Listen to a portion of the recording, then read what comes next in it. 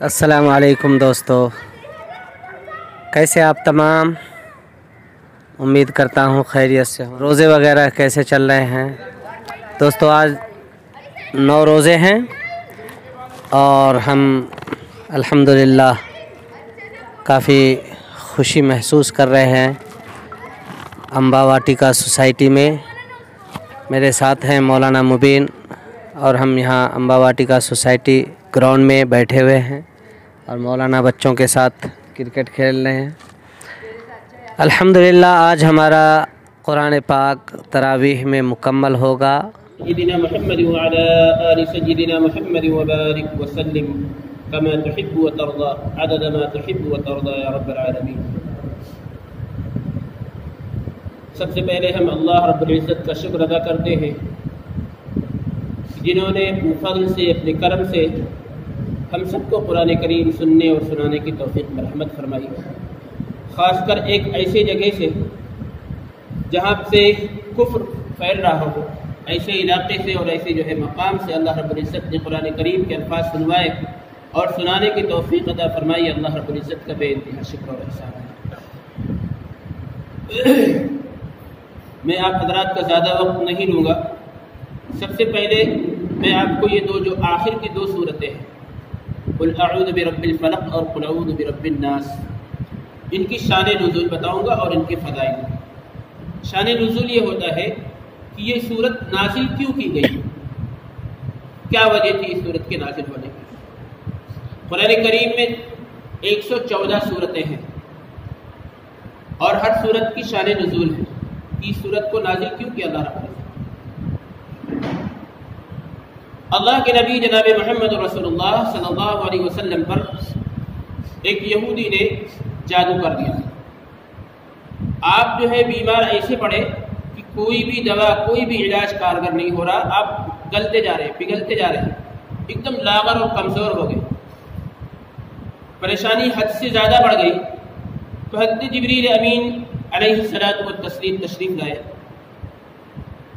اور کہا کہ اے اللہ کے نبی آپ بیمار ہیں؟ کہا ہاں میں بیمار ہوں۔ جبریل امین نے کہا آپ بیمار نہیں ہیں، آپ کے اوپر جادو کیا گیا ہے اور فلاں عورت نے آپ کے اوپر جادو کیا ہے اور ایک کنگھے کے اندر اس نے جو ہے بال کی گرہ لگائی ہے اور اس کے اندر سوئی چبھ ہوئی ہے اور اس کنگھی کو فلاں کنویں کے اندر ڈال دیا گیا ہے، آپ اس کو نکلوائیے۔ ایک دم صحیح روایت بتا رہا ہوں میں۔ حضرت علی کو اللہ کے نبی صلی اللہ علیہ وسلم نے بھیجا کہ فلاں کنویں کے اندر ایک کنگھا پڑا ہے، اس کے اندر بال لپیٹے ہوئے ہیں اور اس میں سوئی چبھوئی ہوئی ہے، جاؤ نکال کے لاؤ۔ حضرت علی رضی اللہ تعالیٰ عنہ اس کنویں کے اندر داخل ہوئے اور اس کو نکال کر کے لائے۔ جبریل امین یہ دونوں صورتیں اللہ کی طرف سے لے کر کے آئے۔ اللہ کے نبی صلی اللہ علیہ وسلم کے اوپر وحی کی کیفیت طاری ہو گئی۔ وحی کی کیفیت آپ اور ہم کیا سمجھیں گے؟ اللہ، وحی کا جب نزول ہوتا تھا اللہ کے نبی کی حالت ایک دم بگڑ جاتی تھی۔ جب پہلی وحی کا نزول ہوا ہے، آپ غار حرا کے اندر تھے، فرشتے نے آ کر کے کہا محمد پڑھیے، آپ نے فرمایا میں پڑھا ہوا نہیں ہوں، پکڑ کے جھنجھوڑا پڑھیے، آپ نے فرمایا میں پڑھنا نہیں جانتا ہوں، پکڑ کے سینے سے پکڑ کے چمٹا کے دبا دیا اور کہا پڑھیے، اقرأ بسم ربك الذي خلق خلق الانسان من علق اقرأ وربك الاکرم الذي علم بالقلم علم الانسان ما لم يعلم۔ یہ 5 آیتیں آپ نے تو وہاں پہ پڑھ لیا، لیکن وہ فرشتہ وہیں سے غائب ہوا اور آپ ایسے کانپتے ہوئے گھر پہ آئے۔ آپ کا پورے مکے کے اندر کوئی قریبی رشتہ نہیں موجود تھا، اللہ نے سارے رشتے اٹھا لیے تھے۔ باپ تو پیدائش سے پہلے 6 سال کے ہوئے تو ماں اٹھ گئی، 8 برس کے ہوئے دادا کا سایہ چلا گیا، اب چاچا اور خالو ماما کتنا پرورش کر سکتے کسی بچے کی۔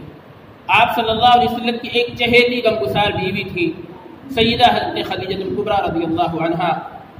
آپ گھر پہ آئے اور کہا زملونی زملونی، مجھے کمبل اڑا دو، کمبل اڑا دو۔ سخت گرمی کا موسم تھا اور ایسا ٹھنڈی سے کانپ رہے تھے، کہا مجھے کمبل اڑا دو۔ حضرت خدیجہ رضی اللہ عنہا نے کمبل اڑا دیا۔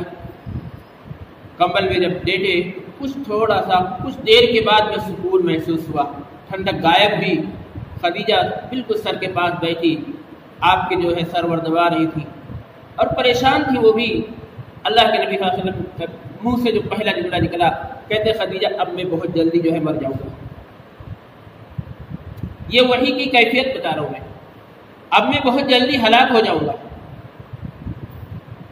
اللہ، مفسرین نے لکھا ہے کوئی دنیا کی عورت یہ جملہ کہہ نہیں سکتی تھی خدیجہ کے علاوہ، کوئی بھی عورت ہوتی رونا شروع کر دیتی کہ میرے شوہر کو کیا ہو گیا ہے۔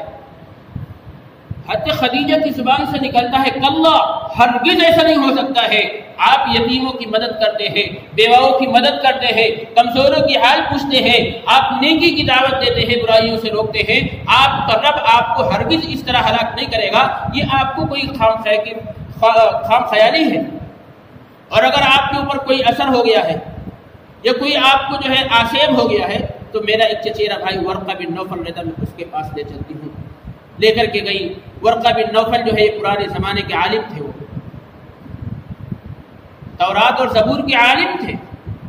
جب اللہ کے نبی نے ان سے اپنی پوری کیفیت بتائی نا تو ورقہ بن نوفل ہنسے اور کہا مبارک ہو، خدا کی قسم یہ وہی فرشتہ ہے جو موسیٰ کے پاس وحی لے کر کے آتا تھا، اور تم مبارک ہو، تم اللہ کے نبی بننے والے ہو، یہ اللہ کے نبی بننے کی تمہاری علامتیں ہیں۔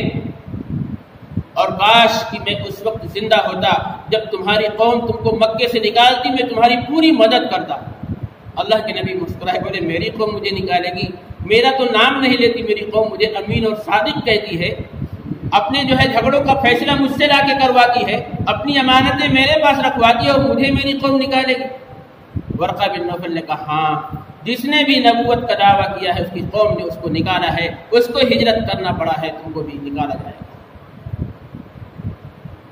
اللہ، تو یہ دو صورتیں جب یہ نازل ہو گئی، اللہ کے نبی نے پڑھا، وہ کنگھے سے پورے وہ خود بخود کھل گئے، وہ جو گرے لگائی ہوئی تھی، کانٹے ماری ہوئی تھی، آپ بالکل صحیح ہو گئے۔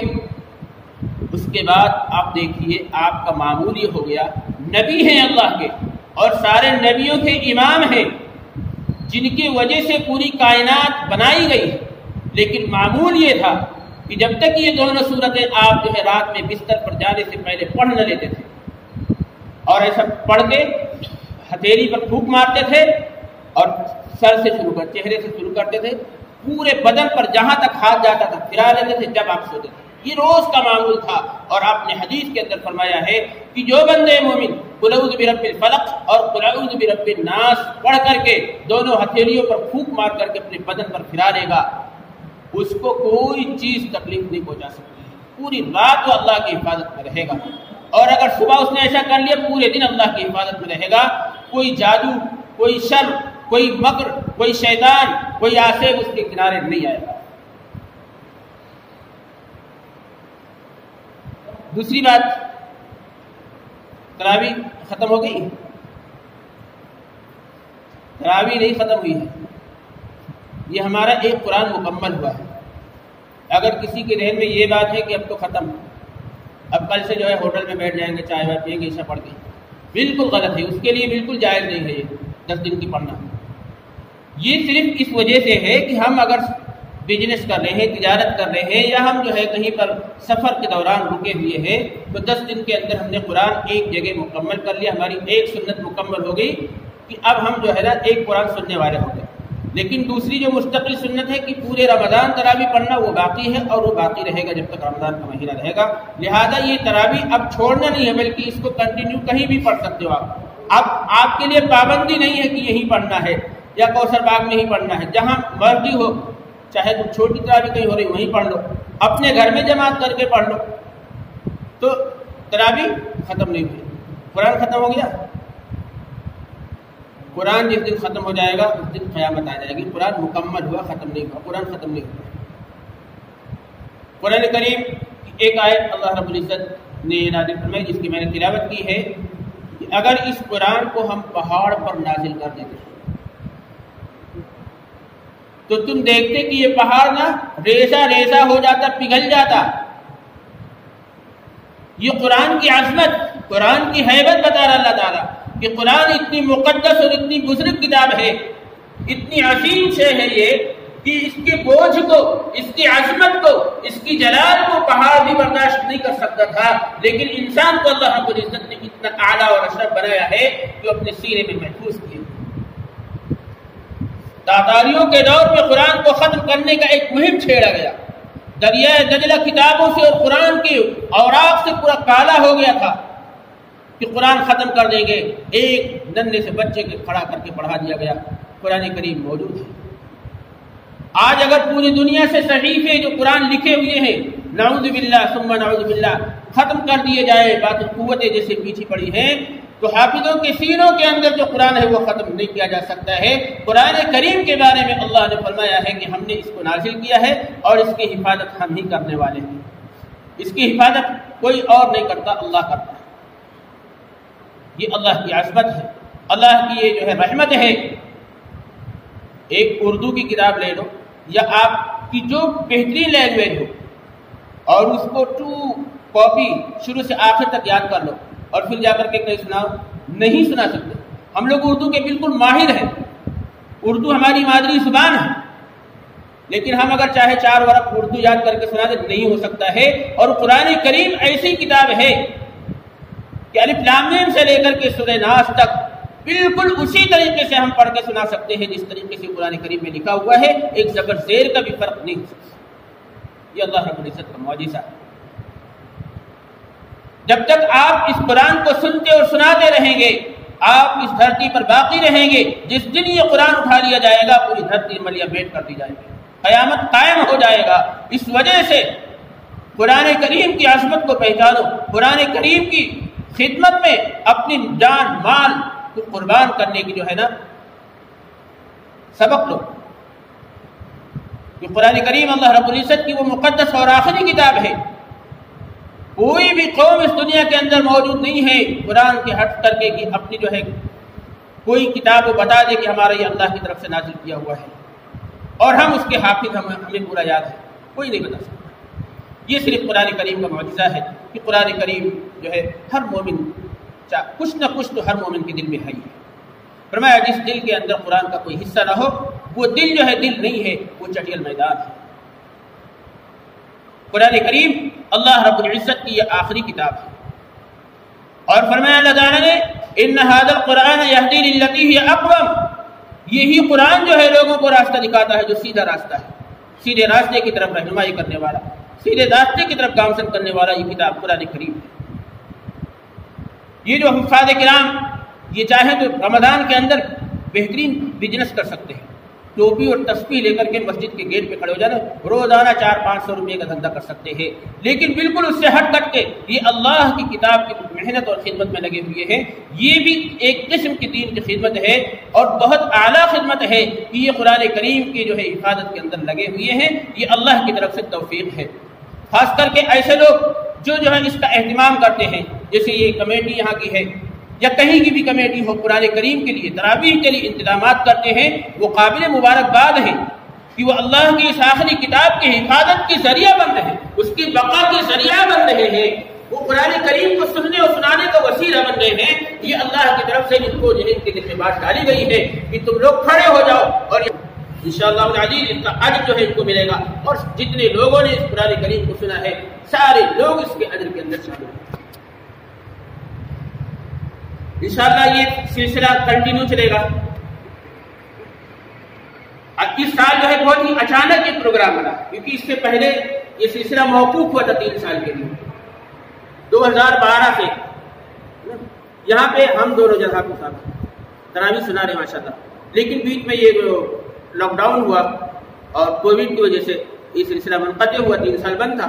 اب اس سال اچانک 4 یا 5 دن پہلے فون آیا کہ تراویح کا انتظام کیا گیا امبا واٹیکا میں، لہذا جو ہے نا زیادہ اس کا وہ نہیں ہو پایا، ایڈورٹائز نہیں ہو پایا، لوگوں کو پتہ نہیں چلی۔ بعد میں بہت سارے لوگوں نے کہا کہ ہمیں اگر بتا ہوتا تو ہم بھی وہیں پر آتے۔